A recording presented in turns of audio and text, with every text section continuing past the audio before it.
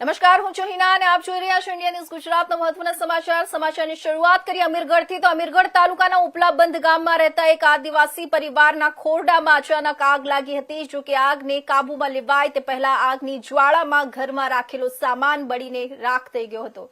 અમીરગઢ તાલુકાના ઉપલાબંધ ગામમાં એક ખોરડામાં આગ લાગી હતી। આગની જ્વાળા એટલી હદે વિકરાળ બની ગઈ હતી કે સ્થાનિક લોકો કંઈક વિચારે તે પહેલા ઘરમાં રાખેલો અનાજ, કપડા, ડોક્યુમેન્ટ, રોકડ રકમ સહિત સોના ચાંદીના ઘરેણા બળીને રાખ થઈ ગયા હતા।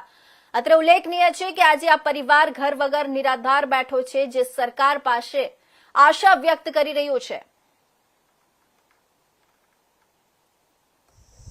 આજ રોજ મારા મોટા દીકરા ભીમાભાઈ ભેરાભાઈ ગામ ઉપલુબન ને અચાનક કોઈ કારણોસર આગ લાગવામાં આવી છે અને મારો છોકરાના જે સાપરું બનાવ્યું હતું અચાનક લાગી ગયું છે। એમનો મોટું નુકસાન આવ્યું છે અને એમનો ઘર વખરી તથા એમના ચોનાચોદી રોકડ રકમ એ બી બળીને ખાક થઈ ગઈ છે।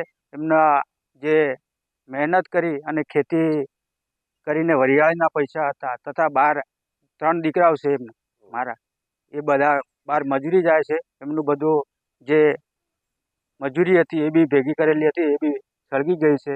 આપ શ્રી સરકારશ્રીને નમ્ર વિનંતી છે કે કોઈક મારે દીકરા તથા મારે ને કોઈ સહાય કરે એવી મારી આશા છે। દીકરા અને એને અચાનક કોક આગ કઈ કારણોથી લાગે ખબર નહીં, પણ એને ઝૂંપડું સળગી જવાથી અને પૈસાની અને અનાજની અને જે ઘરની અંદર સામાન આવે એ બધું સળગી જવાની એ લોકોને ખૂબ નુકસાન છે। અને અમારે સરકારશ્રી જોડે મારું એવું કહેવામાં માગણી છે કે એને પણ મકાનની સહાય પણ આપે સરકાર, તથા કોઈ બી એને રહેવાની સુવિધા કરે એવી મારી માંગ છે।